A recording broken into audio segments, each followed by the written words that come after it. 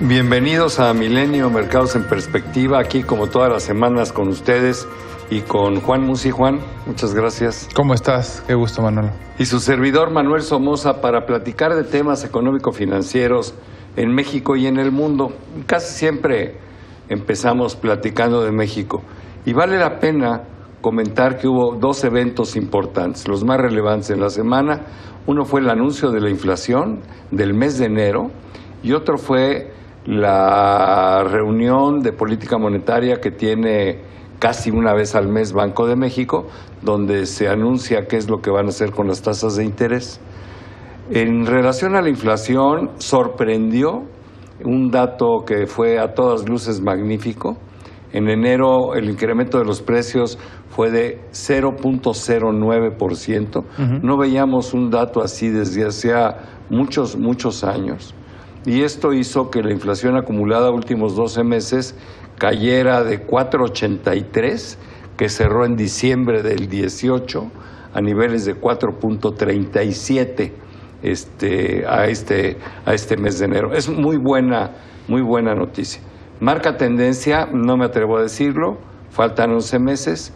En el propio comunicado que vino después del anuncio de la inflación, Banco de México dice que todavía hay peligro sobre la inflación. ¿Qué le preocupa? Que se vaya a depreciar el tipo de cambio. ¿Qué le preocupa? Que se vayan a desbocar los incrementos salariales, y ya vemos que hay broncas que no veíamos hace mucho tiempo, como que hay una efervescencia que empezó en Tamaulipas, pero esto pudiera contagiar a otras entidades. Vemos lo que está pasando en la en la Universidad Metropolitana, donde están exigiendo un incremento absurdo de sueldo del 20%, en fin, esas cosas le preocupan a Banjico, pero bueno, no por esto vamos a desestimar que fue un buen dato. Para nosotros, y si quieres, comenta conmigo, Juan, creemos que la inflación este año sí va a poder llegar al 3.7%, siempre y cuando no suba la gasolina más del 5%, que fue lo que ofreció el presidente de la República, y siempre y cuando no se vuelvan locos en incrementos salariales contractuales por encima también de ese 5,5%, ¿no? Sí. No sé cómo la veas. Hay un tema ahí porque, bueno, ¿y qué es lo que pasa con el resto de las variables, ¿no? Me llamó mucho la atención. Honestamente, como tú comentas, hace muchos años no veíamos un dato tan bajo. Fue sorpresivo, qué bueno, una buena noticia. Creo que vale la pena comentar en el comunicado, y cuando veía yo qué había aportado a tener una baja inflación, pues es muy importante notar que a pesar del desabasto y la situación crítica que vivimos con el tema de la gasolina, hubo baja en los precios de la gasolina. Hubo baja en los precios del gas, del gas y del gas natural. Del gas LP también. En muchos productos del campo también hubo bajas. Me llamó la atención, por ejemplo, sí hubo datos muy altos. No pesa mucho en la canasta básica el tema de los chiles y el chile serrano, con incrementos de hasta 40 y 50%. Bueno, Banco de México comenta que otra de sus preocupaciones es incrementos en los precios agrícolas, en el agro. Pues eso está fuera de su control, ¿no? Sí, sí. Y otro tema que también vio alzas inusuales, pero tampoco tiene un componente o un peso específico muy importante en la inflación, fue en pescados y mariscos, que hubo una inflación cercana al 20%, que es altísima, ¿no? Pero yo creo que sí, como bien comentas, este objetivo pudiera ser lograble siempre y cuando los precios internacionales del petróleo también no suban en demasía, y que esto pudiera... Perdón. A ver, la promesa del presidente es mantener los precios de la gasolina no arriba de la inflación. Claro, eso generaría un problema si vienen incrementos en el precio del petróleo en las finanzas públicas, porque entonces, si no incrementamos el precio de la gasolina, vamos a empezar a subsidiar, ¿no? Claro, Pero claro. ese es otro tema. Yo te lo he comentado, y es cierto lo que tú dices. Hay una promesa de por medio, ¿no? Pero yo es una promesa que me gustaría ver no cumplirse, ¿no? Porque, digo, tendríamos que ver que eso ocurriera, ¿no? Pero en un supuesto de que el petróleo regresara a los $70 por barril, bueno, cumplir esa promesa tendría un costo enorme. Tendría el costo de empezar a subsidiar el consumo de gasolina. Por supuesto. Pero bueno, al final no vamos a regatear. La información fue buena para México. y vamos adelante. Oye, algo que llama la atención también, nada más por comentarlo, es la primera reunión de dos nuevos integrantes de la Junta, sí, ¿no? El caso de Gerardo Esquivel y de Jonathan Heath.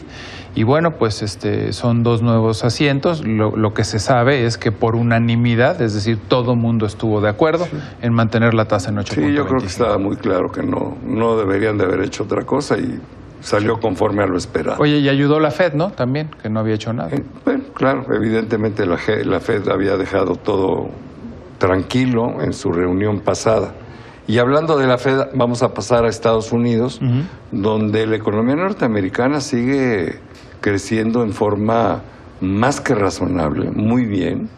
Lo vimos el viernes pasado, una generación de empleos en enero de 300,000 empleos, después de haber tenido 312,000 en el mes de diciembre.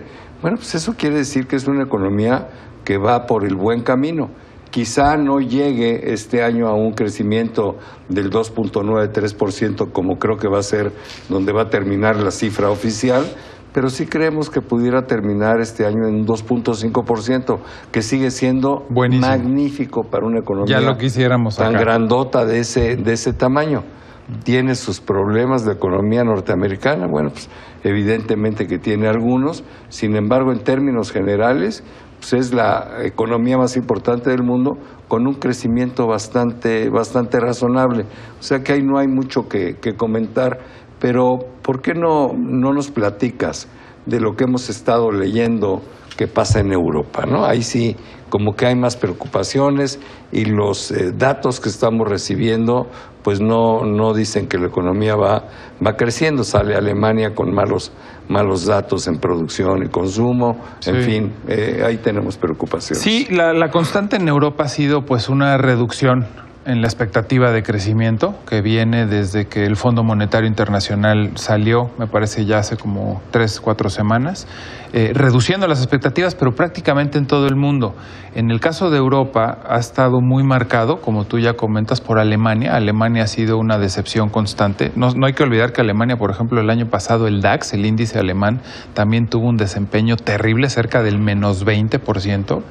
Y pues también está el tema del Brexit, que ahorita ya comentaremos, pero también las cifras económicas de Gran Bretaña han decepcionado bastante, ¿no? Entonces, tienes esta visión de estar reduciendo... Todo van a crecer 1.3, 1.4%. Que para la región no es mala. Pues no, pues es casi el potencial de crecimiento que tiene toda la Unión Europea, ¿no? El problema es que se ha venido sumando, y eso es lo que ha permeado, sobre todo esta semana vimos bajas importantes en los índices europeos, porque cada vez han sido más las diferentes corredurías, bancos, casas de bolsa y demás que se suman a estas proyecciones de crecimiento por debajo incluso de las proyecciones que ya trae el Fondo Monetario Internacional, ¿no? Y yo creo que Europa también está enfrentando problemas geopolíticos importantes. Sí. Por ejemplo, surge algo que no se veía desde la Segunda Guerra Mundial, donde se empiezan a enojar Francia con Italia, sí, en virtud de que los italianos, el gobierno italiano, empezó a comunicarse con los chalecos amarillos, a simpatizar, los digamos, que están armando la bronca en Francia. Pues eso es claramente una intervención en algo que no les importa, ¿no? Claro, ¿qué podías esperar de un gobierno de extrema derecha y de extrema izquierda, que es el que está gobernando Italia? Sin embargo, pues esto dice que las cosas no van bien. Siguen las extremas derechas en Francia molestando con Marine Le Pen, siguen las extremas derechas también en Alemania, ¿no? A ver qué pasa, porque no va a quedar la señora Merkel nuevamente.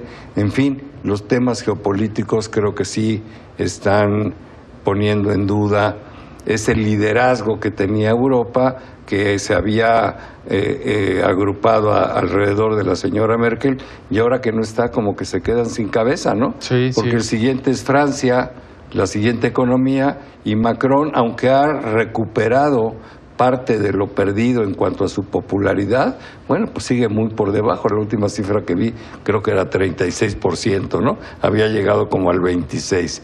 Pero bueno, las cosas no están fáciles en Europa. Un gobierno italiano que ha sido desafiante con la Unión Europea en términos de no quererse ajustar, por ejemplo, a las reglas y a las medidas que te impone la Unión Europea. Ha desafiado al gobierno alemán, desafiado a Jean-Claude Juncker, el presidente de la Unión Europea, y recientemente aceptaron ajustarse, ¿no?, a las medidas fiscales, y ahora, como dices tú, en esto, pues terrible, ¿no?, metiéndose donde no los llaman a simpatizar con un movimiento de protesta que es el francés, pues es un desastre, ¿no? Y el Brexit, ¿no?, que si quieres comentar, pues creo que sigue siendo un desastre, pues ¿no? El 29 de marzo se acerca y no hay nada. Las propuestas de la señora May no son aceptadas en Europa, en Bruselas. Ella quiere que le crean los irlandeses que van a tener un buen acuerdo fronterizo. Irlanda no quiere promesas, quiere términos por escrito, y el tema sigue muy enredado, ¿no? Ha predominado últimamente, no sé si estés de acuerdo conmigo, así como de pronto cambian los sentimientos en torno a la guerra comercial con China, Estados Unidos. Esta semana hubo una mala noticia en ese sentido, en donde predominó el hecho de que, pues, al posponer la junta que se iba a tener a finales de este mes, regresó algo de negativismo a las bolsas en Estados Unidos. Es que además hay una fecha fatal, que es la del 1 de marzo, donde si no se llega a un acuerdo, pues teóricamente Estados Unidos incrementaría los aranceles hacia los chinos del 10 al 25%. Mete las famosas tarifas en 200 billones, ¿no? Sí, 200 mil millones de dólares, lo cual no es una buena noticia para nadie, ¿no? Sí. Pero bueno, sí, como bien lo dices. Y predominó también en el Brexit el hard Brexit, ¿no? Este sentimiento de que se está acercando. Se salir a la fuerza, ¿no? Y eso sería un desastre. Así es. Nos queda un minuto y yo quería hacer una reflexión sobre México. A mí me parece que se están tratando de hacer demasiadas cosas al mismo tiempo. La frase que me viene a la mente es esa de que el que mucho abarca, poco aprieta.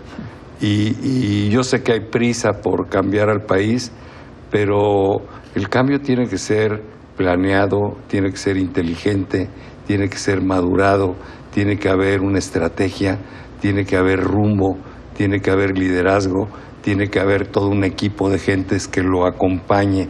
Y yo a veces encuentro solo ahí al presidente. Y como ejemplo pongo el tema del huachicol y Petróleos Mexicanos. Una gran idea, muy valiente, muy aplaudida de atacar esto, pero pésimamente implementada. Entonces, algo que debió haber sido un éxito de 100% para esta administración, bueno, pues queda muy empañado porque no hubo planeación, no hubo estrategia, no hubo operadores, y dejó ver que muchas de las gentes que rodean al presidente pues no tienen la capacidad para hacer las cosas que él les pide, y él no puede hacer todo. Esa es nada más una reflexión que quiero dejar. Me falta nada más complementarlo con que nos gustaría ver consecuencias, nos gustaría ver realmente que Pemex esté logrando sacar mejores números producto de esta estrategia, nos gustaría ver que la gente que está ligada al huachicol y está corrompiendo pague los platos rotos, porque el costo a la población y al crecimiento económico fue mucho y no estamos viendo beneficios tangibles. Dos comentarios donde tienes toda la razón. Se detuvieron a 600 gentes producto de esta operación, y ya soltaron al 90% porque en el Congreso no han pasado la ley que hace como delito grave, que tipifica como delito grave. Entonces uno dice, bueno, pues es que esto no puede ser así. Pero vamos a ver si la nueva estrategia que se plantea para Petróleos Mexicanos hace sentido. Esperemos que sí lo haga para pues empezar a darle la vuelta a la principal paraestatal. Pero bueno, Juan, muchísimas gracias. Gracias Pero sobre todo, gracias a todos ustedes por acompañarnos aquí, como todas las semanas, en Milenio, Mercados en Perspectiva.